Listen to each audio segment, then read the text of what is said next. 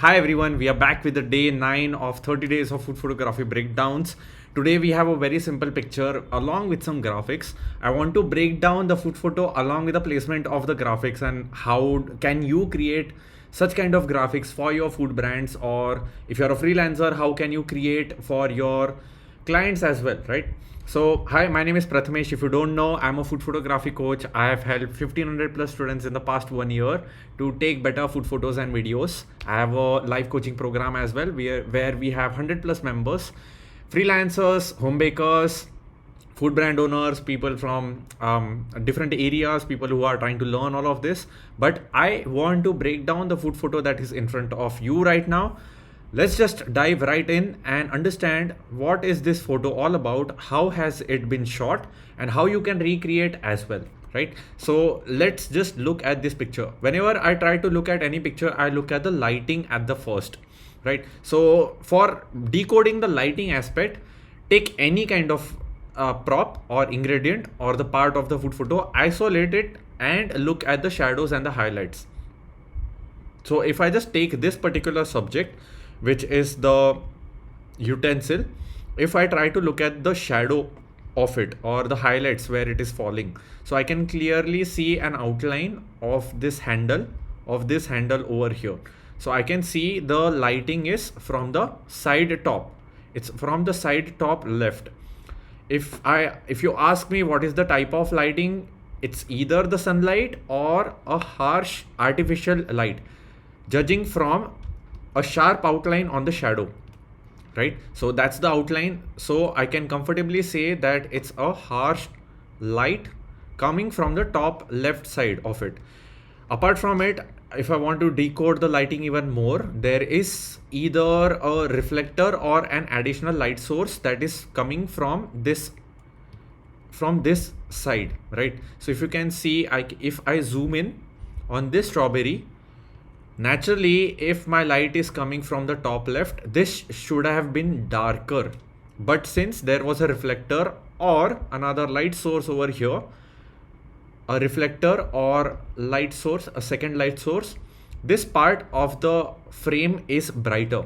That's why we can comfortably say that there are either one light source and one reflector, or two light sources.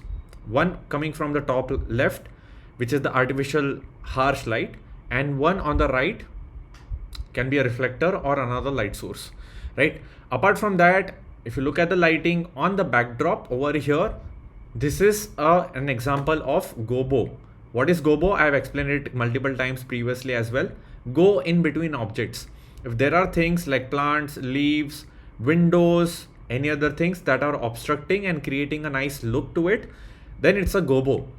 The gobos are always in between the backdrops and the light source, right? So gobos are basically shadow creating objects, go in between objects. So that's about the lighting. Now when you look at the visual aesthetics aspect of it, what is visual aesthetics? I have coined that term. I wanted to combine all of the things apart from lighting in food photography, which is the look and feel of your food photography, be it your angles or your color combination or the placements or the props. Every single thing comes under visual aesthetics, how I have coined it, right? So when you look at the visual aesthetics of this food photo, if you can just talk about the composition, the surface and the backdrop, the one behind, which is the gobo, that is the backdrop and it is separated. This particular surface is separated from the backdrop. So like if you try to visualize it, this is like a corner table. So this is like a corner table. I will try to help you imagine it. And this is the dish that they have kept it over here. And there is a backdrop over here, right? So it's separated from this table. So there is a distance between this point and this point, like this point and this point on your subject as well as your backdrop, right? So this is the backdrop and this is the surface. This is the surface, this is the backdrop. These are two different things. Backdrop is the thing that is behind it, surface is the thing that is beneath it. Apart from that, the placement, the actual perspective of this photo, it's not centrally composed, it's not in the center. If you draw a vertical line, middle vertical line and the middle horizontal line, the food subject is not in the center, it's a little off center. Why have they done it? Especially for this particular food photo, they have done it for having negative space for the graphic elements. which if you can zoom in here, the text are called as the graphic elements. So you as a food photography freelancer, you would be working with the restaurant owner or the agency, or you would be doing this service for them, for your clients. What is that service? Which is the graphic design aspect. Maybe creating some posters, creating menu items, creating a menu design, creating some standees, creating some social media posts. Maybe you would be doing it, or you would be working with some agency people, right? So they would be asking you to have some negative space that they can comfortably put some graphic elements, maybe text or stickers or any other thing, and it will look like a proper put together marketing asset that is going to be used for this cafe or this food brand, right? So you need to be very mindful as a food photography freelancer for this particular aspect, right?